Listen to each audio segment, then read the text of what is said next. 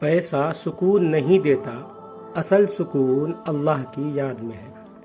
ایک شخص اپنا واقعہ بیان کرتا ہے۔ وہ کہتا ہے کہ گرمیوں کی ایک تپتی دوپہر تھی۔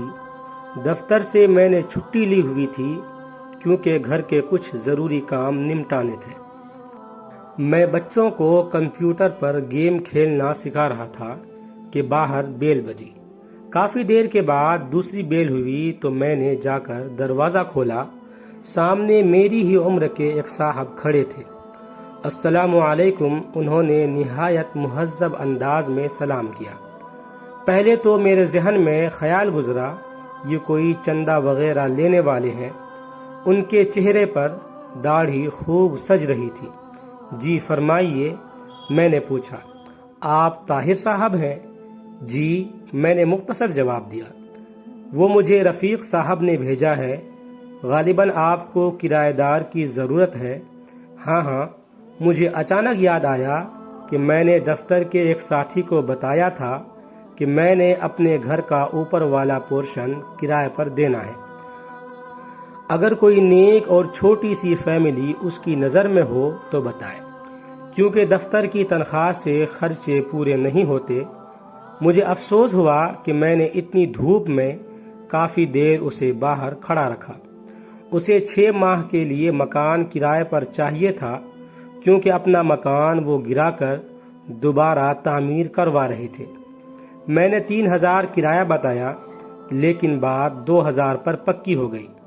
وہ چلا گیا تو مجھے افسوس ہونے لگا کہ کرایہ کچھ کم ہے، گو اوپر صرف ایک چھوٹا سا کمرہ، کچن اور باتھ روم تھا۔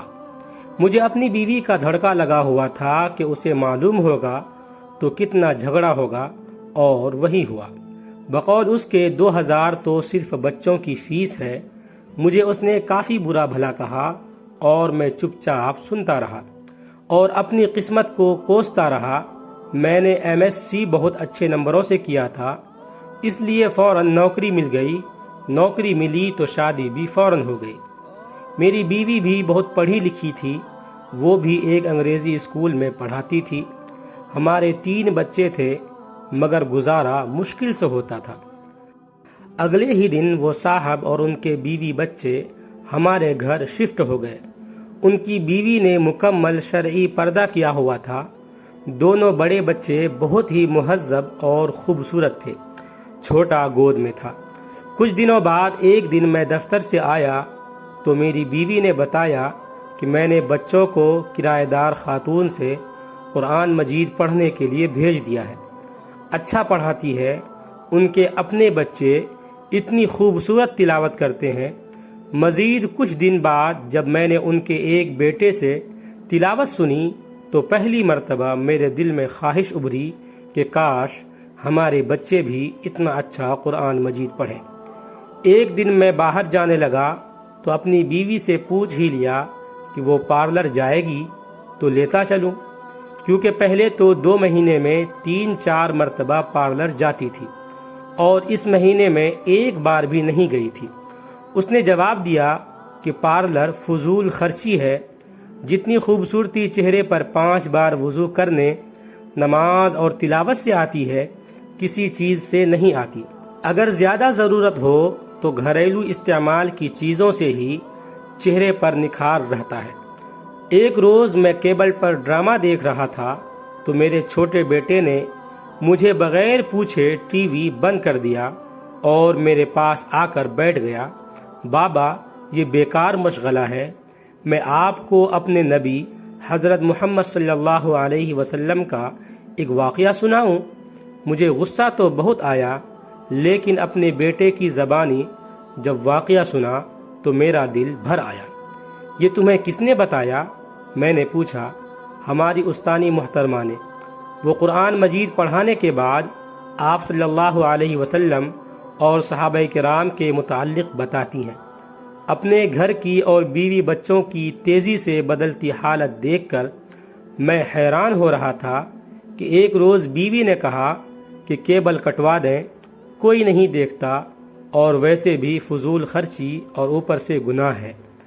چند روز بعد بیوی نے شاپنگ پر جانے کو کہا تو میں بخوشی تیار ہو گیا۔ اس نے کافی دنوں بعد شاپنگ کا کہا تھا، ورنہ پہلے تو آئے دن بازار جانا رہتا تھا۔ کیا خریدنا ہے؟ میں نے پوچھا۔ برقع۔ کیا؟